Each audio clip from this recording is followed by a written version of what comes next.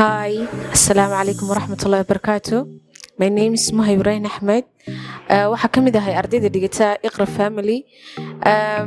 Marka hore Ilaahay baa mahadle noo suurtageliyay inuu noo qabsoomo seminaarkii ahaa Iqra Empowerment. Marka labaad waxaa mahad mudan siinaynaa macallimiintayda noo diyaariyay barnaamijkan aadka u quruxda badan leh kaasoo ka sheekeynayay confidence-ka ardaygu siduu u yeelan karo ama u hadli karo ama uu bulsho u hor istaagi karo. Really wuxuu ahaa barnaamij aad u qiimo badan, interesting fara badan leh oo amazing ahaa.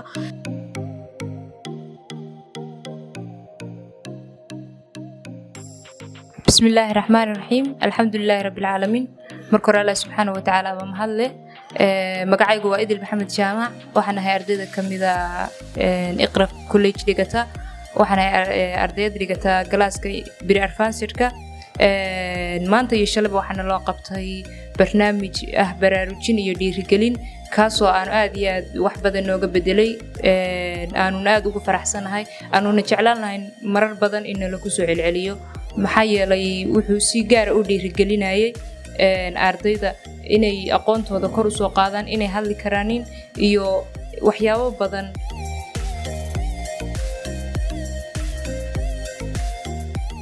Assalamu alaikum warahmatullahi wabarakatuh.